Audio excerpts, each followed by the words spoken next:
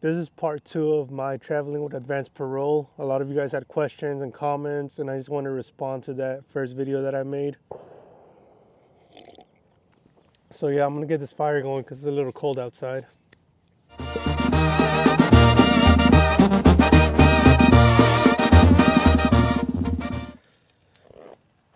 Okay, so first off, if you haven't watched the first video, I highly recommend that you go watch it. Pretty much put on a GoPro and went through the whole process of traveling with advanced parole, leaving from Atlanta, Georgia, and then flying to Ciudad de Mexico. I came to the U.S. at a very, very young age. I was actually 6 years old, but I was undocumented for a very, very long time until DACA came out, all the requirements, and I was granted DACA. My grandmother, who took care of me from the time I was born until I was 6 on my mom's side, she passed away in December of 2016, and it was very hard for all of us, but especially my mom. And it was just very sad because she had to choose between going to her mom's grave or staying with her kids. And my mom, being the mom she is, she decided to stay here. And I know that it probably still bothers her till this day, not being able to go to my grandma's grave. But at that time, I had just graduated from high school. I was working, not making very much money. I didn't know anything about advanced parole. I mean, I knew about it, but I didn't really know what it took. I didn't have, let's just say, the knowledge or the resources to travel at the time. I started college in 2017, August of 2017. 4 years later, I graduated, and one of the first things that I told myself was that I was gonna save up money and try to get advanced parole because I really wanted to go pay my respects to my grandmother's grave and just visit my homeland that I barely had any memories about. So I decided to apply for advanced parole. I did everything by myself, and one of the questions that you guys had was how much did it cost. So the application itself cost $495, and then depending if you get an attorney or if you do it yourself, that can add more money. I decided to do it myself because I had been working with an immigration lawyer, doing some internships with her, and I got to see how to fill out the forms, and it really wasn't too bad. It was something that I could do, and so I decided to start gathering evidence. There's 3 reasons why you can travel with advanced parole. There's a reason why I wanted to go and I knew that I would qualify was humanitarian reasons, which can mean anything.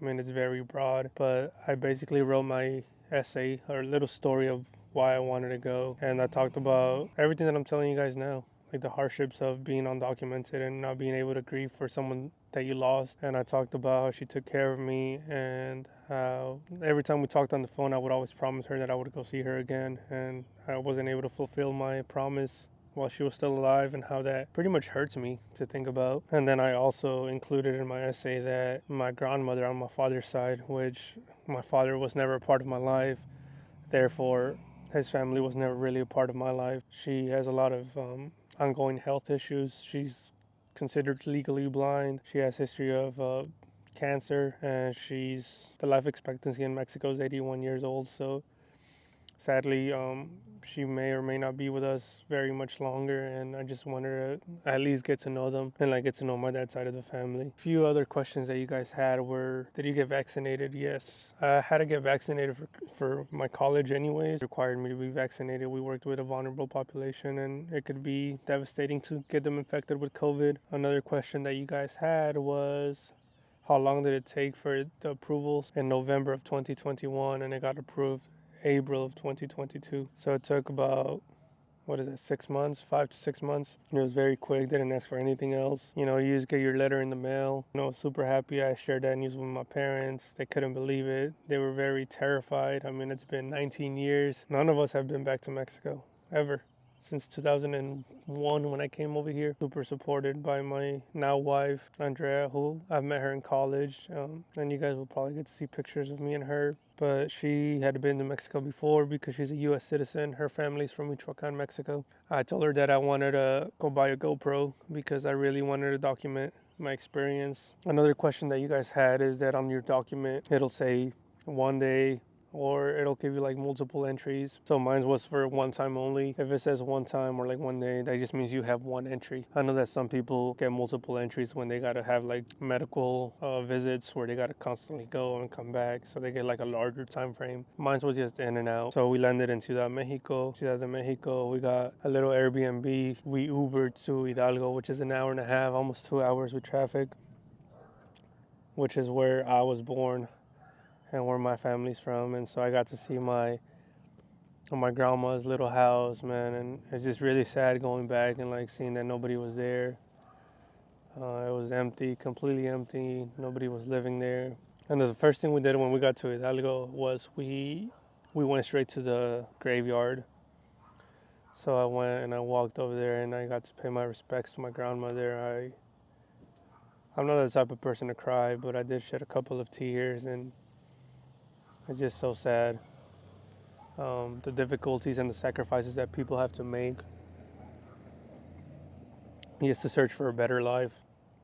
It's a life-changing experience for real, and I just felt like I got a lot of peace in my heart. And I promised them that I would go back there one day again.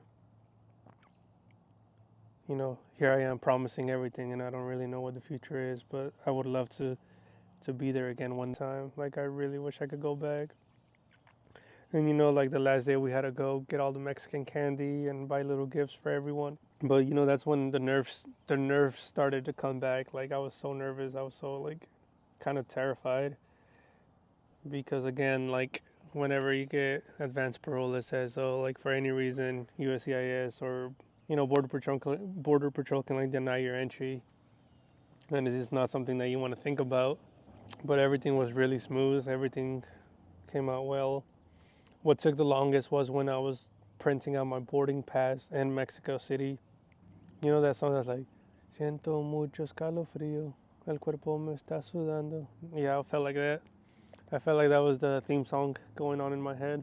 What's next for me? So, as you know, with advanced parole, that gives you legal entry. And so if you ever want to apply for a green card, you technically entered the U.S. legally. So now you're not inadmissible. And considering that I'm married to a U.S. citizen, we did put in a request for adjustment of status. And we submitted that in November of 2022. And so I'm currently waiting to hear back from my adjustment of status. It's one step closer, fingers crossed, to not having to worry about DACA anymore, because even though I'm grateful and thankful for DACA, like it's a pain in the butt. Ever since I was little, I wanted to be in law enforcement. I got my degree in sociology with a focus in criminology, but because of my legal status, I'm unable to follow that career path. I can't do what I want to do. We can't vote, even though we're paying our taxes. We can't travel as we wish. So I'll keep you guys updated with adjustment of status and how that worked. If you're interested in it, if you want me to make a video, just let me know. So yeah, guys, thanks for watching. I hope it wasn't too long, too boring. The fire turned off on me. My hands are ashy. I'm almost out of coffee, and I felt like I talked a lot.